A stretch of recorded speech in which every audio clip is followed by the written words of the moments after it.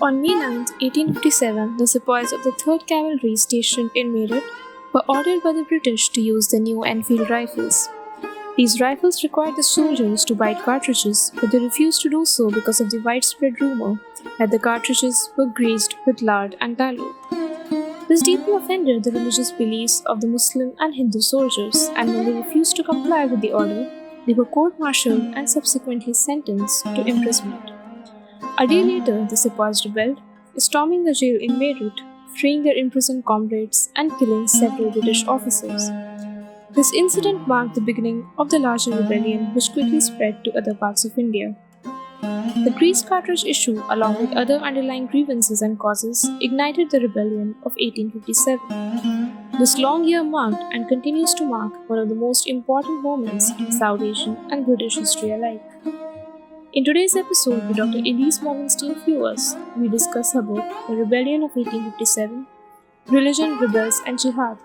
Dr. Morgenstein Fuerst is Associate Professor of Religion and Associate Director of the Humanities Center at the University of Vermont. Her areas of expertise include Islam, religions of South Asia, and theories and histories of religion. Dr. Morgenstein Fuerst's research has addressed a range of issues including racialization of religion, historiography, definitions of religion, Indo-Persian manuscripts, and colonialism and imperialism. In this conversation, Dr. Morgenstein Fuerst walks us through how the events of 1857 profoundly shaped the history and historiography of South Asia. She talks about how the extensive imperial reorganization and the way the rebellion was handled significantly changed the understanding of religion. In essence, the events of 1857 not only left a lasting impact on South Asian and British histories, but also had a profound influence on the study of religion. The book explores how the interpretation of the rebellion as jihad had a lasting impact on the discourses, definitions, and codifications of Islam among India's Muslims. It delves into the 19th century India and examines how the Great Rebellion became a defining lens through which rebels were understood, mainly in essentialist religious terms. The focus is on an exchange between two influential intellectuals who are both part of the imperial regime. The conversation centers around W. W. Hunter's widely circulated work, The Indian Musalmans, Are They Bound in Conscience to Rebel Against the Queen? This treatise sparked a significant response from Sir Syed Ahmad Khan, a prominent scholar. Through this exchange, the book analyzes how the 1857 rebellion resulted in the categorization of Muslims as a distinct and unchanging group, forever associated with rebellion and jihad. This firmly entrenched their status as minoritized and racialized subjects. Welcome to Masala Trails, a podcast offering profound insights into South Asia's vibrant culture and societies. From politics to history, economics to behavioral patterns, we unravel the complexities of this region with the aim of bridging the gap between public discourse and captivating academia. Thanks. Hello, Dr. Morgenstein Fuerst. Welcome. So today we'll be talking about your book, Indian Muslim Minorities and the Rebellion of 1857, Religion, Rebels, and Jihad. But before we get into the discussion about the book, it would be great if you could tell us a little bit about yourself, your intellectual journey, what got you interested in working on religion, and what motivated you to write this book. Those are all really great questions, and thanks so much for having me. So I'm Ilyse Morgenstein Fuerst. I'm an associate professor of religion at the University of Vermont. I also direct the Humanities Center there.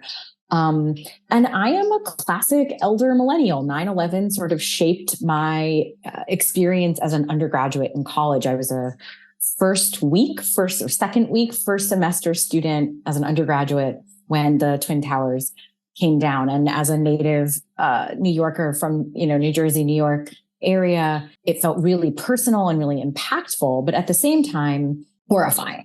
Like the immediate switch to Islamophobia was really scary to someone like me who grew up in a post-Holocaust Jewish household and like really committed to social justice. So I started taking Islamic studies classes, taking classes on religion, and it felt like a natural home. When I started college, I thought I'd be a historian, a history major as an undergrad and go to law school. Because what else do you do if you're not good at medicine and you're the child of immigrants, right? Like, what else do? You do law or medicine. And I thought I'd do law. And then all of a sudden, religion as a discipline, as a way of thinking about and asking questions, felt like a place to do history, politics, social justice, and just ask deeper questions. So then as time went on, I had the opportunity to learn a bunch of South Asian languages and to study abroad.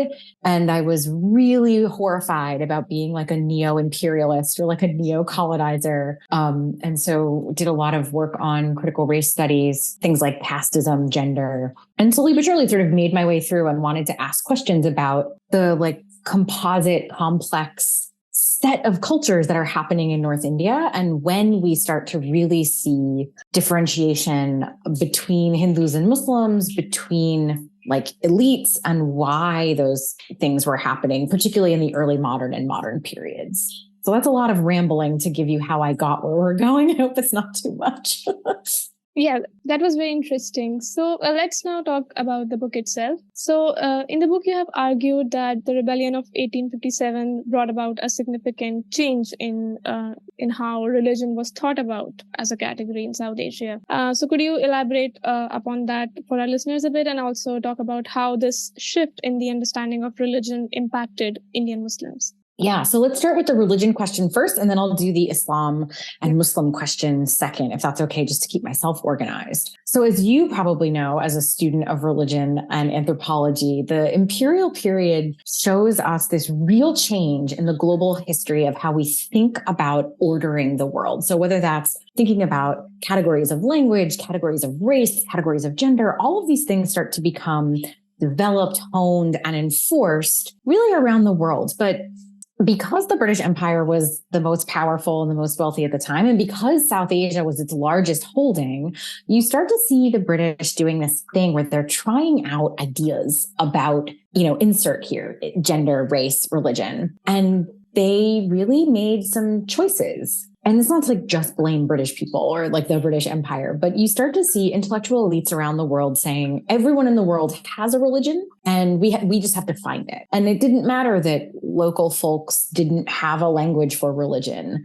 Like J.Z. Smith says, religion is not a native category. It's an anthropological second order category. But that didn't stop anybody from enforcing it. And so what you see policy wise, not just intellectual history wise, but in terms of policy, like legal categories, who gets to count as a Muslim, who gets to count as a Hindu, who gets to be a Sikh, you really start to see the British making determinations from a top-down perspective. And they're using this idea that every group has a religion, that people from the so-called East have more religion than people from the so-called West, and that those religions are really tribalistic, genetic, inheritable. None of which are things I agree with, but all of which are historical reporting. So at the same time you have that happening, you have a deep distrust of Muslims. You have these centuries-old stereotypes of Muslims in the same vein as Jews, as having outside law that they are more loyal to than they ever could be to a crown, for example. And so you've got these double patterns happening, that all religions are inheritable, they're tribalistic, except Christianity and maybe Buddhism. And you've got this like stereotype about Muslims. And in the midst of all that, you have this rebellion that happens. And the British are quick to blame Muslims for it. And you start to see a real shift in how they're talking about religious subjects, where Muslims are seditious, traitorous, treasonous, jihadi, uniquely culpable for any kind of anti-colonial action. And it fits into this idea that they had about religion being inheritable and prognostic. Does that answer your question? Should I stop there? Yeah, sure. Yes. So you in the book, you have also very convincingly talked about how the rebellion of 1857 led to this racialization and minoritization of Indian Muslims.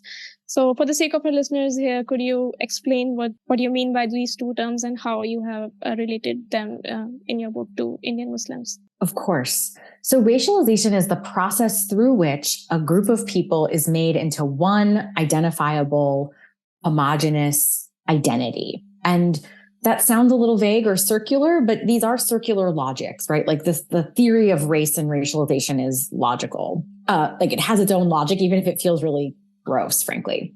And so when we make a group a race, it ignores any diversity that we know about. So in the case of Indian Muslims or Muslims broadly, it's almost frustrating when you read these primary sources or governmental documents or the India office records where you have these guys, they're mostly men, who know that there are Pashtun speakers and there's different ethnicities and there's Arabs and there's and they've got all this stuff going on and they know about this diversity. They talk about the diversity and then they say, but at the end of the day, the thing that's the most important is that they're Muslim. It doesn't matter where they're from. It doesn't matter what language they speak. It doesn't matter their skin color, physical features, all of that stuff, irrelevant. That they are Muslim is the most important part. So that's like a process of racialization. Minoritization is the process through which a group becomes disenfranchised. And that could be a loss of relative power. So in the case of Mughal elites, the loss of that relative power, that relative wealth and comfort and normative existence. Or it could be somewhere more toward the middle where there's a relative disenfranchisement where Muslimness takes on a tone that becomes undesirable in a community or a culture. And so there's a relative loss of power, even if you don't lose any social standing. And so in the book, I'm trying to say that both of those things are happening at the same time, that there is a loss of power that happens in the mid-19th century for Muslim elites who may or may not have been affiliated with the Mughal Empire and its waning status, as well as this racialization for all Muslims across the board. So you have a stripping of power, a losing of face socially, and a growing sentiment that all we need to know about anyone is their religious background. And that's more important than language, ethnicity, regionality, even time period in history. You start to see those kinds of elisions happen. Right. So could you talk a little more about how these acts like violence and treason were attributed to Indian Muslims during the time of 1857? And did that, play a role in entrenching their status as minoritized and racialized subjects? Yeah. So obviously, as we're leading up to the rebellion, there is disquiet amongst many, many Indians. So I want to be really clear that the history does not support the British discursive gloss on what happened, right? We know factually that people of all religious and ethnic backgrounds, as well as multiple caste backgrounds, participated in rebellion and were participating in various anti-colonial movements, whether those were violent or not. But what the British are doing at the time are they're nervous about Muslims, particularly because of the ties to the Mughal Empire, but also, and you start to see this rhetoric pick up toward the mid-19th century, because there was this fear that Muslims had connections to a global network of money. What if people from Medina started sending Muslims money or troops? What if there was outside help, these outside agitators, this language that we hear, frankly, in common parlance today, where the idea was that Indian Muslims were somehow not Indian. And I'm using Indian here because that's what the British used, but we mean broadly South Asia under British control. And so the understanding here was that Muslims were primarily Muslim first. And that because there were Muslims in other places, they could get help from elsewhere. In the documents, just after the rebellion, you start to see British officials of all stripes say things like, the Hindus, you know them, they're pretty passive, they're pretty effeminate. They would never have done this on their own. It had to be those riled up, hyper-masculine, hyper-muscular Muslims who inflamed a population. And so what you see is this language of, yes, Hindus participated, yes, Sikhs participated, but the real culpable actors were Muslims because everyone knows they are violent and heated and already disloyal. You had a second part to your question. I think I dropped it. Let me know. No, I think you have answered that as well. Yeah. Okay. So yeah, I was just asking how was this depiction of them as violent and treacherous led to them being, designated as minoritized and racialized subjects? Yeah, so you have also, tried to problematize the understanding of jihad that existed in this popular colonialist imagination. So my question to you is that what do you think are some of the very major inaccuracies that existed in the colonialist conceptualization of this concept of jihad? And while talking about that, could you also like relate it to W. Hunter's work that you talk about in the book?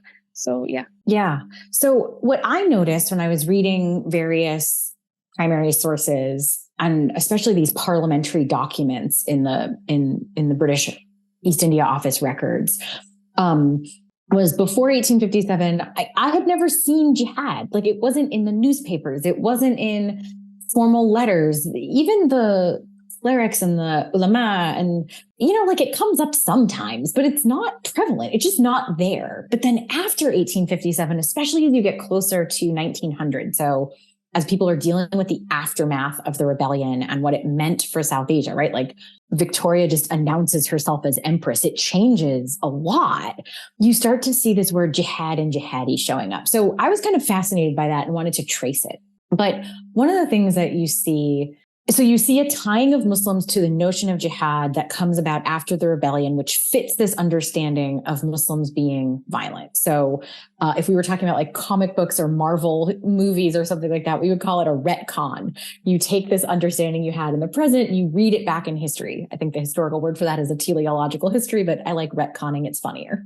And so you start to see some of that machination happening. But one of the things that's fascinating is that these British authors really didn't understand they cherry picked how they thought about jihad. So you would get, for example, in Hunter's work, the Indian Musliman, are they bound in conscience to rebel against the Queen, which was written in 1871 and republished in 1872. And it's just honestly, it's ridiculous. It's almost funny for its cruelty and funny for its, it's like almost too obvious. Like, as a historian, you look for these sources, and then when you find them, it's sort of shocking that they exist. And in that, he talks about how Indian Muslims are so unique and so different, and he knows them so well, and look at all the work he knows about. And he's fluent in quite a lot of South Asian languages. He'd written a book about Persian at some point and South Asian uses of Persian in the government. He's not uneducated. Then to talk about jihad and rebellion, he's citing like 14th century things from Arabia and claiming that all these Indian Muslims know about it and are bound to it. And it's like, it's a laughable set of evidences. And it's always about the notion of like Dar al-Harb, like you have to not, that South Asia was somehow antithetical to Islam and not welcoming of Islam. And therefore all Muslims were bound in conscience to not just rebel, but to rebel within this religious framework of jihad. And that, as the book goes on, Hunter's solutions for this, like, what do we do about this, become things that, and I don't say this lightly, we would condemn under the Geneva Conventions about ethnic cleansing. Like, toward the end of his book, he talks about no Muslims can escape their Muslimness. And so if we want to educate Muslims to be good British citizens, we actually need to remove children from their homes and educate them in British and probably Christian-run schools. Like, we would classify as ethnic cleansing. So there's like a very sinister underlay to these misunderstandings of jihad. Right. So you also talked about Sir Syed Ahmad Khan's response to Hunter's very, stereotypical portrayal of Indian Muslims. But you also mentioned that even in this refutation, Sir Syed Ahmad Khan somehow unwittingly took part in perpetuating that same racialization and minoritization of Muslims. So do you think that both Hunter and Sir Syed Ahmad Khan ended up marginalizing Muslims in their own way, even though they were very different in their ideologies and in their motives? Yeah, that's a really great question. So I guess to set the tone, the book uses as examples this Hunter Indian Musliman's book and Sir Syed's rejoinder. He writes this rejoinder, just literally called a review of. And I claim in the book, I hope successfully, but who knows, that when Syed Ahmad Khan responds to Hunter and takes Hunter's premise seriously, that Muslims are inherently one thing, that Muslims are inherently and like genetically, right? There's this language of like inheritability. So not just intrinsically, but also that it would pass down through generations. When he takes that seriously, whether he means to or not, he's reifying the idea or the premise. He's reifying the given, right? So if we were doing like a logical problem, like the given is that Muslims are susceptible to inheriting violent properties. And Syed Ahmad Khan is saying, no, Muslims aren't violent. But he's not saying Muslims are not one homogenous thing. And so I want to be really clear that this is not a symmetrical relationship. And what Syed Ahmad Khan is doing is what anyone living under oppressive regimes can do, which is you play the game you've been given. So when I talk to students about imperialism, I use this really terrible metaphor of a game of tennis, right? Where Hunter is serving the ball and all of the referees are British and the whole stands are British because they've got a sign out front that says no Indians allowed, right? Like no dogs are Indians, those famous racist signs.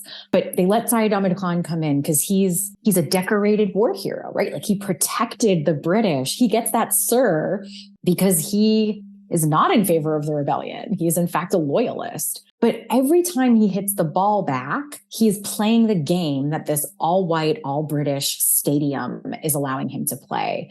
And in playing that game, he is unwittingly, I think, reifying that system. He's validating the fact that they've asked to play the game. And I want to take that seriously, not as a way of like victim blaming, but as a way of thinking about what agencies were available to imperialized populations, but specifically like Muslims, right? So like what were the options to saying, I reject this. I don't recognize my own community in the way that you're discussing me.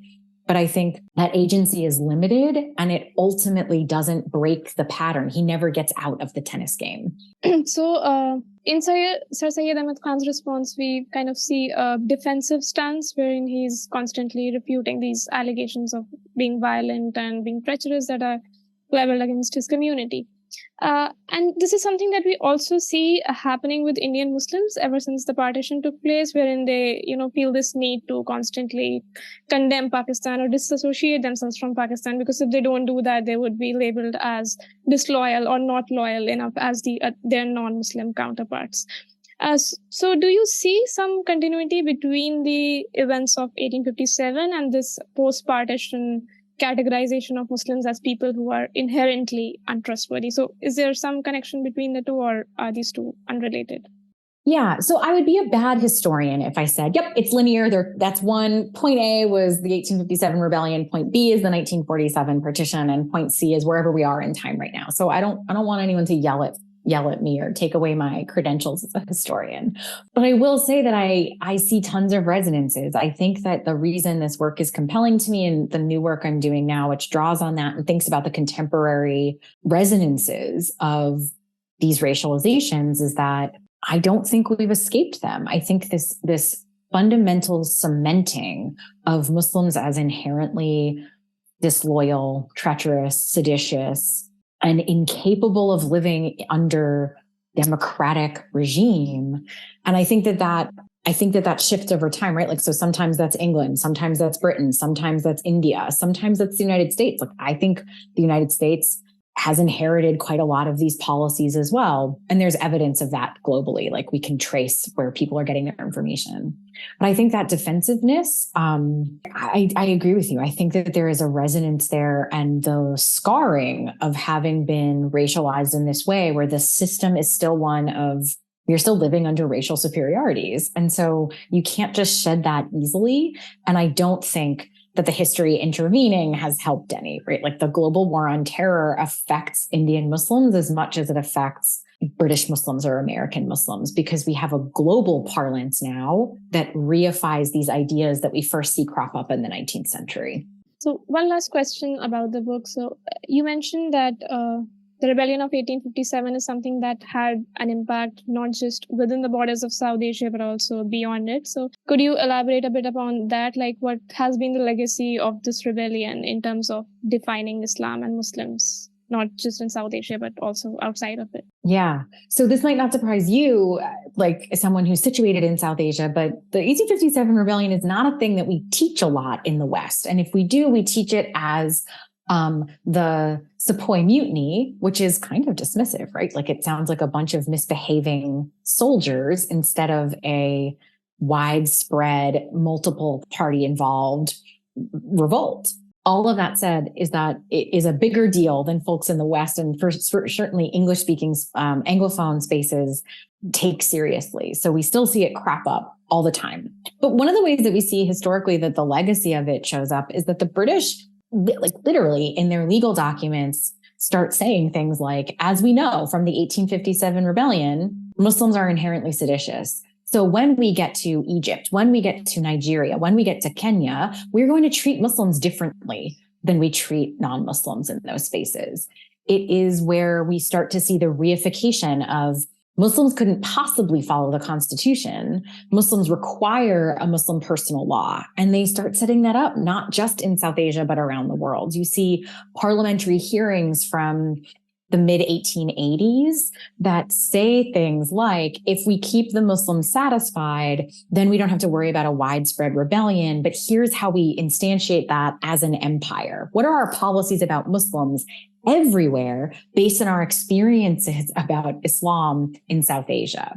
So you see a real communicability, almost like a virality to that understanding of Muslims. And then it gets, I care a lot about legal history because it's an easy way to see where things get solidified, but you see it show up in law and policy around the world pretty quickly after 1857.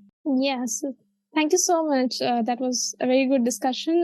So before we go, would you like to share with us what you're working on next? Like what can we hope to read from you in the coming days? Well, inshallah, something. I should be writing something. I'm currently in Birmingham on a Fulbright. I'm a 2022-23 Fulbright scholar at the University of Birmingham, and I'm working on a project that I'm calling, I think cheekily, Imperial Pandemics, where I'm thinking about globalized, racialized religion. And so I'm tracing a few examples of contemporary Northern India, where we see exactly the question you just asked. How are these legacies of racialization of Muslims playing out? And how are Muslims imagined in a historical way in South Asia? And then I'm comparing it to examples in the UK where South Asians living in diaspora or as part of the post-imperial Commonwealth immigrant communities, thinking about themselves in relationship to those stereotypes. And I'm really looking at law and policy, but also memory and memorialization. And so I have no idea when that'll get done. I'm doing the research right now, but hopefully that will be out sooner than later. We'll be optimistic about it. Thank you so much. That sounds very interesting, and I'll be looking forward to engaging with it. Thank you so much, Dr. Morgenstein Fuerst, for coming here, and it was a very wonderful conversation. I found it extremely interesting, and I hope our listeners would benefit from it as well. So, thank you so much. Thank you so much for having me and for reading so closely. It's a real honor.